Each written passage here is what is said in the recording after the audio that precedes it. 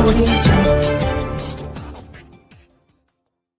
सभी लोग जानते हैं कि डॉक्टर बाबा साहब अंबेडकर अपनी पढ़ाई पूरी करने के बाद बड़ौदा सरकार के नौकरी में उपस्थित रहने के लिए मुंबई से निकले।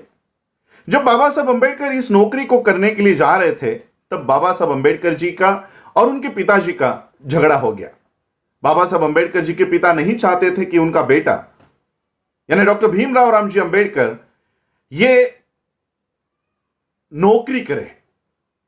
देखो, एक तरफ राम जी अपने बड़े बेटे आनंद को नौकरी करने के लिए विनती करते हैं, लेकिन दूसरी तरफ अपने बेटे भीमराव रामजी अंबेडकर को नौकरी करने से रोकते हैं। ऐसा क्यों है? इसकी एक वजह है। रामजी अंबेडकर जी के पिता मालोजी और उनके पिछली 2 जनरेशंस ये सारी की सारी मिलिट्री में थी। मालोजी के पास तो इतनी जमीन थी, 2 हेक्टर 59 आर इतनी जमीन मालोजी के पास थी, लेकिन फिर भी मालोजी उस जमीन को कसने के बजाय वो मिलिट्री में काम किया करते थे। यहां तक कि रिटायर्ड होने के बाद भी वो अपने बेटे जो मिलिट्री के साथ है, मिलिट्री में है, उनके साथ रहा करते थे, लेकिन अपने जमीन पर उसको कसने का काम नहीं करते थे। यहां तक कि महार वतनदार की जमीन ये अपने बेटों को भी ना मिले और वो ये काम ना करे, इसलिए वो कोशिश करते थे। मालोजी खुद 16वें साल में मिलिट्री में भर्ती हुए थे। बाबा साहब के दादाजी उस समय नाम के आगे, महारों के नाम के आगे नाक लगाने की प्रथा हुआ करती थी और इसलिए मालोजी को मालनाक के नाम से जाना जाता था। मालोजी अपने शौर्य के लिए उनको 17 मेडल्स अंग्रेजों ने दिए गए थे और उनके शौर्यों को देखते हुए उनको सिंह नाक यह पदवी भी मालोजी को लगाई जाती थी। मालोजी ने अपने बेटे को तैयार किया और रामजी बाबा को उनके आयु के 18वें साल में ईस्ट इंडिया कंपनी के 106 सैपर्स एंड माइनर्स इस विभाग में उनको भर्ती करवाया था। मालोजी बाबा ने रामजी को तैयार किया और रामजी ये गणित में और अंग्रेजी भाषा में प्रभुत्व रखते थे और इसी गुणों को देखते हुए अंग्रेजों ने रामजी बाबा को मिलिट्री के स्कूल में पढ़ाने की भी एक एडिशनल जिम्मेदारी दे दी थी। 2 काम बाबा साहब के पिताजी किया करते थे, मिलिट्री का काम भी और मिलिट्री के स्कूल में पढ़ाने का काम भी रामजी बाबा किया करते थे। रामजी बाबा ने जब ये मूवमेंट को आगे लेकर चलने की कोशिश कर रहे थे, उतने में ही पेशवाओं ने, पूना के ब्राह्मणों ने, जब पेशवाई को रद्द किया गया तब एक कंडीशन रखी कि इन महारों की ये जो बटालियन है इसको बंद किया जाए। अंग्रेज तो हमारे सगे नहीं थे, घर के नहीं थे। अंग्रेजों ने इस महार बटालियन को बंद करवाया और परिणाम यह हुआ कि रामजी बाबा की नौकरी चली गई। जिस मूवमेंट के लिए पीढ़ी दर पीढ़ी यह तैयारी की जा रही थी, मालोजी ने रामजी को तैयार किया, लेकिन रामजी बाबा की नौकरी जाने के वजह से यह सामाजिक उत्थान का ये जो तैयारी चल रही थी ये रुक गई और रामजी बाबा ने अपने बेटे भीमराव को तैयार करने की जिम्मेदारी शुरू कर दी। जब रामजी बाबा की नौकरी चली गई तो रामजी बाबा ने अपने 11वें बेटे आनंद को आकर कहा कि उनकी नौकरी चली गई है, क्या वो अपनी पढ़ाई छोड़कर क्या भीमराव को पढ़ाने के लिए नौकरी करने की तैयारी रखते हैं? तब आनंद ने जो जवाब दिया है, ये जवाब तो सभी लोगों को पता है, चांगदेव खैरमोड़े के ग्रंथ में भी लिखा हुआ है। आनंद ने जवाब दिया कि पिताजी, किसी बड़ी इमारत की अगर नींव होने का अवसर अगर उनको प्राप्त होता है तो वो नींव बनने के लिए तैयार है। और आनंद ने अपनी नौकरी छोड़कर भीमराव को पढ़ाने की जिम्मेदारी उठा ली और ऐसे करते करते बाबा साहब को पढ़ाया। और जब बाबा साहब अंबेडकर जी को यह पढ़ाई पूरी करने के बाद इस समाज में सामाजिक गुलामगिरी को तोड़ने की जब बारी आई, तब बाबा साहब अंबेडकर जी को यह शर्त रखी गई थी कि जो पैसा पढ़ाई करने के लिए बाबा साहब को दिया जा रहा है वो पूरा होते ही, पढ़ाई पूरी होते ही उनको बड़ौदा सरकार की नौकरी में ज्वाइन होना पड़ेगा। और तब रामजी बाबा को यह लग गया कि ये हमारी सामाजिक गुलामगिरी से बाहर निकालने के लिए बाबा साहब तैयार हुए थे, लेकिन अब उनको नौकरी करने के लिए जाना पड़ेगा।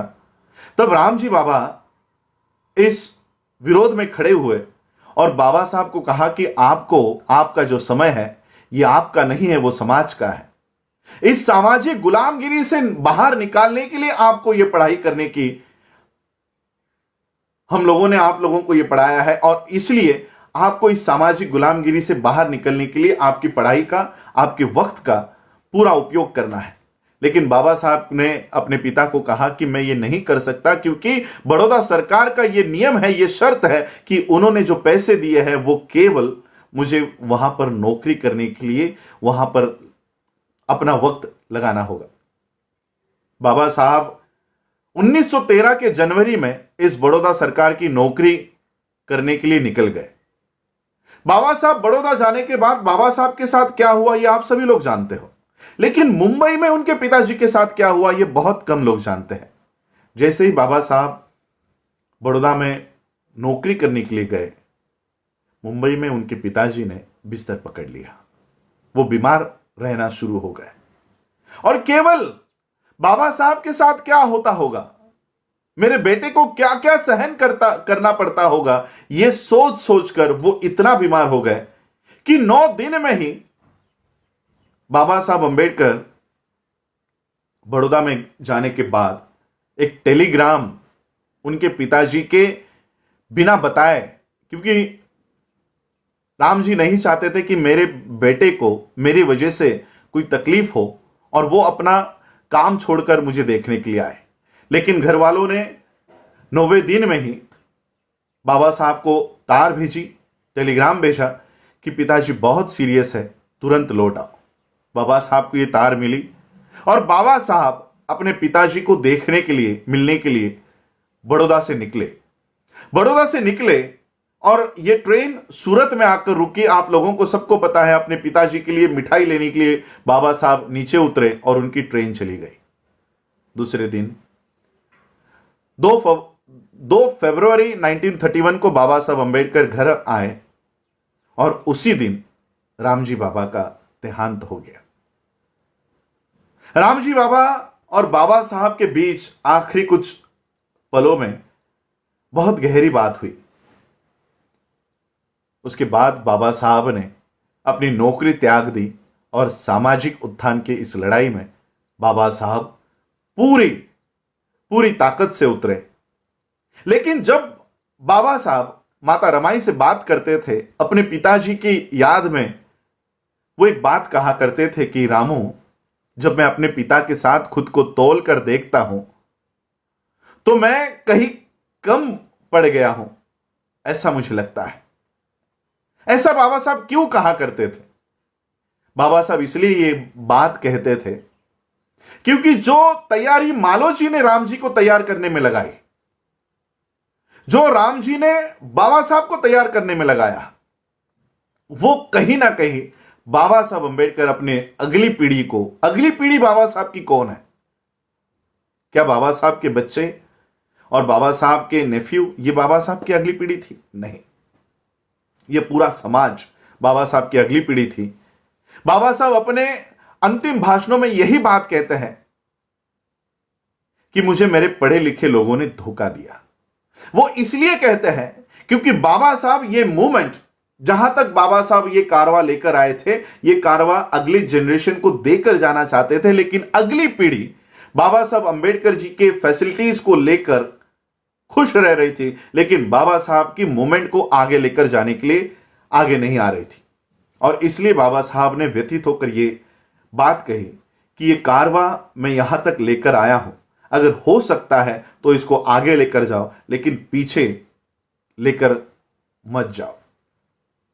और इसलिए बाबा साहब माता रमाई से बात करते हुए कहते थे कि मेरे पिताजी के साथ मैं अपने आप को जब तोलता हूं तो कहीं ना कहीं मैं कम पड़ गया हूं ऐसा लगता है। वो इसलिए क्योंकि बाबा साहब ये मोमेंट जिनके हाथों में ट्रांसफर करना चाहते थे, वो नौकरी लेकर, वो घर बनाकर, गाड़ी लेकर अपने परिवार में खुश होने लग गए थे और बाबा साहब की मूवमेंट चलाने के लिए आगे नहीं आ रहे थे। जय भीम, नमो बुद्धाय।